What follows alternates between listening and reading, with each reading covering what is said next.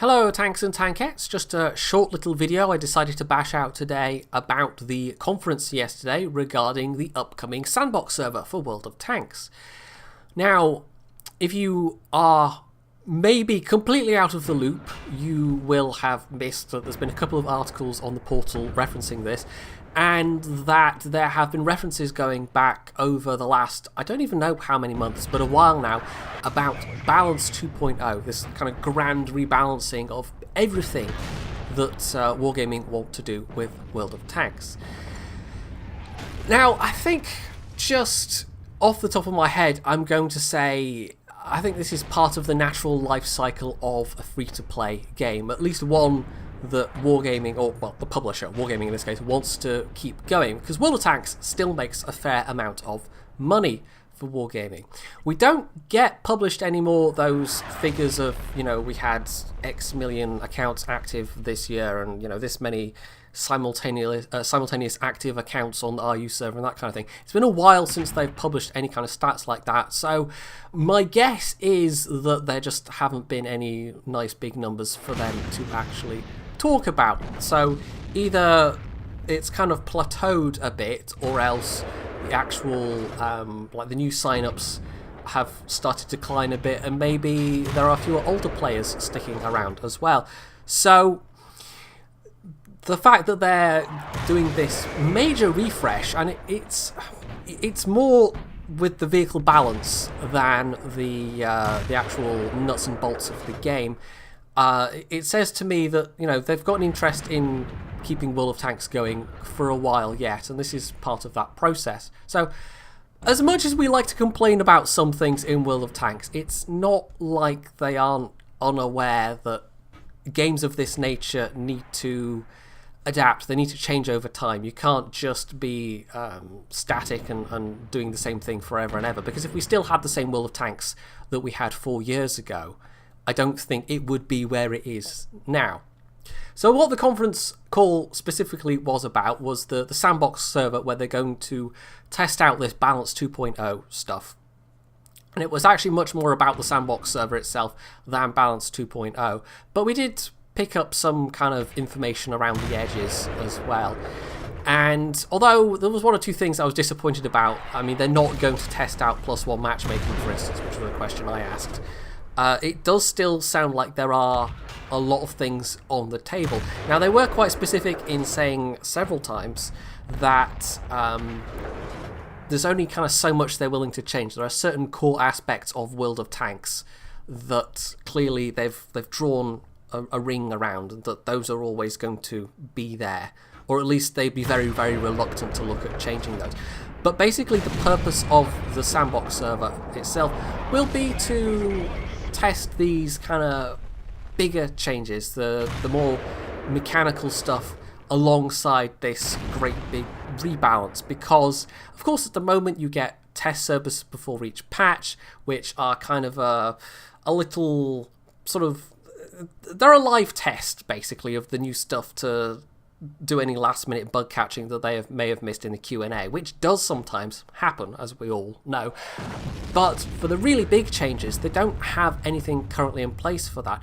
They have done in the past one-off test servers for things like the new physics, for instance. There were several iterations over a course of 6 months or more? I can't remember exactly. I'd have to look up the video dates from when I've covered the physics test servers at various points. But I think the idea with the Sandbox is that they have this kind of standing dev server kind of thing, where they can test out all these things, and it's maybe a bit more, I'm going to use that dreaded phrase, blue sky thinking in some ways, because one of the figures that came out of the conference call, and I can't remember who asked the question, there were a lot of us, they actually had to split it into 2 separate Skype calls, because there was just too many to get into one Skype call, basically.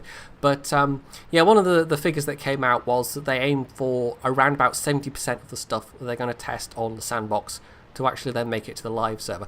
So not everything is going to, like, this is just literally a sandbox. This is not going to be like the normal test servers. Not everything is going to then make it onto the live servers. So that's something that everybody's going to have to bear in mind, that what appears on the test servers is experimental. And, the Sandbox server is going to be experimental, and that most of what's there probably will make it, but not everything will. And I don't know, sometimes there's a tendency, you look at like Reddit or the forums or whatever, and some of this preliminary information comes out about things sometimes when stuff is still being balanced or whatever, and everybody just goes nuts. And it's kind of the danger of releasing this kind of information. Sometimes it's not even Wargaming releasing it, it's, leaks. But yeah, it's the flip side of the fact that it's nice to be kept in the loop, is that then sometimes people take that information the wrong way, or they take something as being gospel truth when clearly it's not. So that's going to be the case with the Sandbox. Everyone's going to have to be very aware that this is experimental and not everything is going to make it through. So, what it is going to be, the initial primary purpose of it is going to be testing out Balance 2.0. They're going to start with the top tiers, which is smart. When Armored Warfare, for instance, was in its closed beta testing, they didn't make everything available at once. And I think War Thunder did this as well. When they were doing ground forces, they had certain tranches of vehicles that they made available, because of course with a normal test server everybody just gravitates to tier 10 and only fires premium ammo. That's no good for the purposes of a Sandbox server like this, where especially when they're doing this kind of balance testing. So they're going to start off with only the tier 10 vehicles, and then they're going to sort of add in the tier 9 and then the tier 8. So they're going to work their way down. And because there will only be certain sets of vehicles available at any one time, you will have a much easier time, at least from their point of view, to get the data that you need regarding the vehicle balance. When it comes to other kind of changes, I don't even know what they've got on the cards. They didn't really talk about anything beyond Balance 2.0. They said that this might be a permanent standing dev server kind of a thing, but a lot depends on how it goes with the Balance 2.0 testing. So I think that's largely the scope of it. I don't know if there's much more to talk about it. They are going to make it open to applications for basically everybody. They said you will need at least a tier 10 tank. There isn't any crossover with your regular account, so there's not going to be any rewards for playing on this server, apart from the fact that you can, through your feedback, through the data you're providing to Wargaming, help influence the future of World of Tanks. Because there are going to be specific mechanisms for getting that feedback to the devs, and I presume it's going to be special sections on the different respective language forums, because this test server is going to be just one server for everybody, so all the IU people and all the NA and EU people will all be playing on the one server. And what they're also aiming for is a population of around about 5,000, and I think the supertest server has a population of about 1,000. And what they tend to do is organise certain times where they're all kind of on there. Although with that kind of population, it's probably less of an issue than it is on the warships super tests, where they have a much smaller population, so they really have to quite get organised. But they're aiming for a big enough population where it's going to give them enough data to be useful, and also where there's kind of a constant level of activity. So it's going to be, well, they say 5,000 across all the regions. It wasn't quite clear if it's going to be a maximum of 5,000 accounts are going to be allowed in, or if they are aiming for a kind of a server population of 5,000. But I don't know. It's worth applying for if you've got any interest in the future of World of Tanks, and who knows what kind of stuff they might change down the line.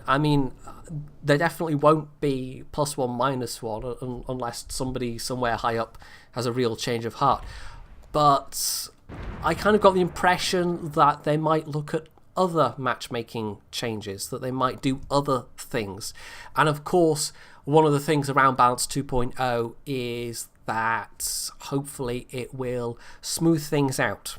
Because at the moment, some of the tanks are just all over the place. You've got certain tanks that only cope well when they are top tier. You've got other tanks that can cope reasonably well with being bottom tier, except when they're top tier, they then tend to be a bit overpowered. So coming at it with a kind of a heuristic global approach is probably the right thing to do, because up until now they've just been adding stuff and adding stuff and adding stuff, and although the adding of new tanks and tank lines has slowed down over the last, say, 2 years or so, it's because everything's been added layer after layer after layer over time, and that tends to have, inevitably with games of this nature, the effect of power creeping some things. So overall, my impression was quite positive. I'll be interested to see what the actual form of the sandbox is like. We don't know exactly when it's going to happen, but it must be reasonably soon if they've started talking about it already. All of us EU community contributors, and I'm guessing community contributors on other server regions as well, basically have guaranteed access. We're all just in. The rest of you plebs have to apply, unfortunately. There will be comments, but I'm sure I will see 1 or 2 familiar faces on there, because the people that tend to have stuck around, that have a lot of tier 10s, that have played a lot of battles, that experience does count for something. And we don't know the exact criteria that Wargaming are using to choose the participants, but I would guess they would be looking at, numbers of battles played and things like the number of I don't know, ace tankers or average XP or personal rating. I'm sure they've got their own metrics for picking these things out. But it's going to be interesting to see the mix that will be involved. So it's in some ways it's going to be a super test server plus in some ways, but I think it's also got different aims than the super test server as well. So, that was my thoughts on the conference call. Like I said, if you, at least I think I said, if you want to see the specific questions and answers, or at least some of them, you can check out QB's video. I'll probably put a link in that below somewhere. I'm just going to end with a note of, sometimes Wargaming gets accused of not listening, but this is a case where they are listening, where they want our feedback to help shape the future of the game, and I think that's a positive thing. So we'll see where we go from here. So I'll be interested to hear everybody else's thoughts and opinions below, and I'm sure there will be many, so you can leave those in the comments section. Otherwise, you can hit that like button if you found this informative. You can sub to my channel if you aren't already, and as always, stay tuned for more.